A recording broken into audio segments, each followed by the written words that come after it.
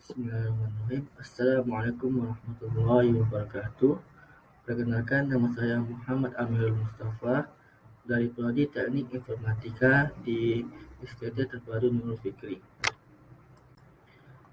Pada kesempatan kali ini, saya akan membahas tentang teknologi UMMT dan segmen Routing Path Computation Element atau SRPCE. Introduction.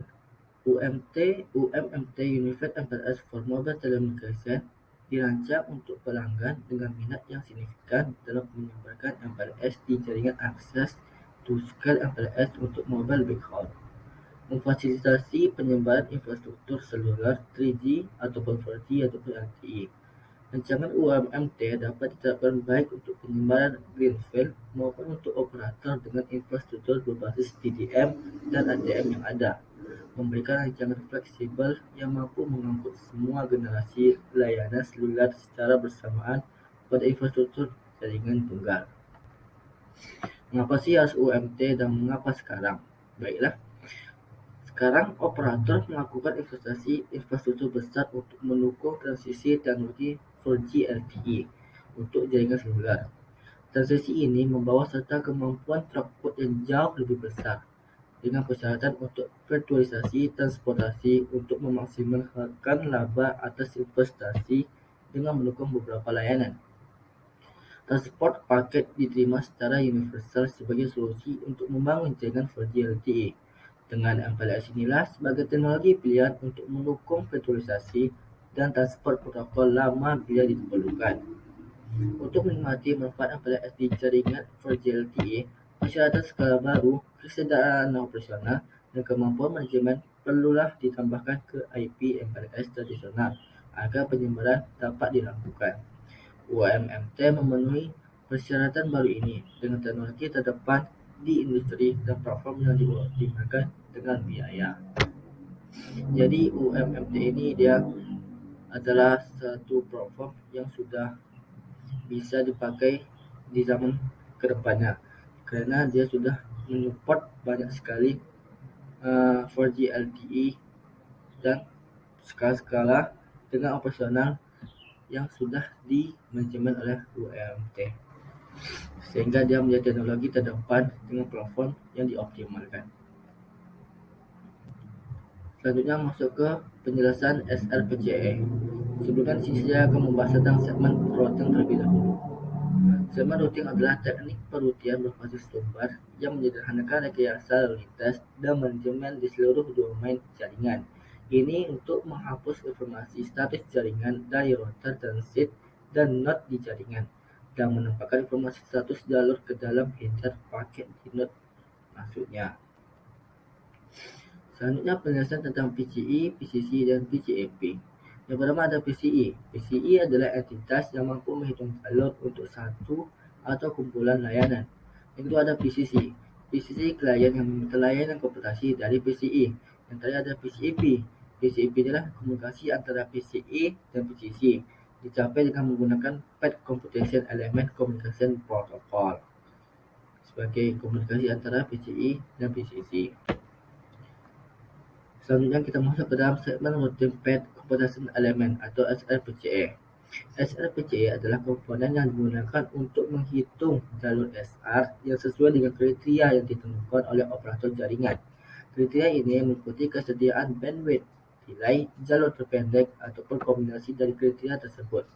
PCE juga menentukan label segmen yang digunakan untuk setiap jalur yang dihitung dan menyampaikan informasi jalur yang dihitung kepada elemen-elemen jaringan yang relevan, seperti level, speed router atau LXR yang akan menggunakan jalur tersebut.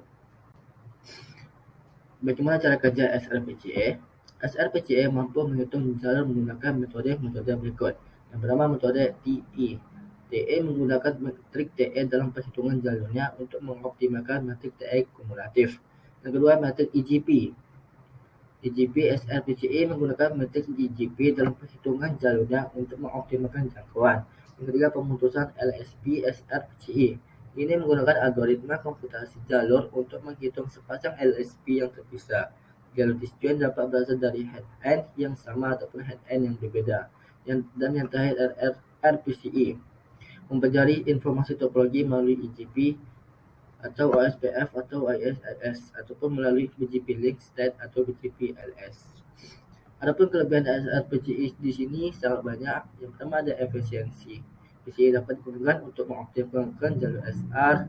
Yang kedua ada fleksibilitas. PCI dapat digunakan untuk menentukan jalur yang sesuai dengan kriteria tertentu. Dan yang ketiga ada multi protokol support. PCI dapat digunakan pada jaringan dengan berbagai protokol routing yang berbeda seperti OSPF, SSS, dan BGP. Dan ada scalability. PCI dapat digunakan pada jaringan yang lebih besar dibandingkan dengan teknologi routing tradisional. Dan keempat ada routing traffic engineering atau TA yang lebih baik. PCI dapat digunakan untuk perencanaan jalur SR sebelum jaringan diterapkan dan mengoptimalkan jalur SR secara dinamis sehingga dapat meningkatkan performa TI. Dan yang terakhir ada automation. PCI dapat digunakan sebagai komponen dari sistem pengejaran otomatis jaringan sehingga memudahkan proses administrasi jaringan. Adapun kekurangan SRPCI di sini tergantung dalam konsekuensi kita menggunakannya. Jadi SRPCI ini yang pertama konfigurasinya sangat rumit atau cukup rumit lah.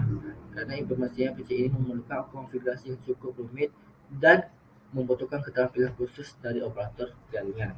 Yang kedua, kurangnya dukungan dari beberapa vendor. Beberapa vendor tidak menyediakan dukungan untuk PCI sehingga akan menyulitkan dalam implementasi PCI.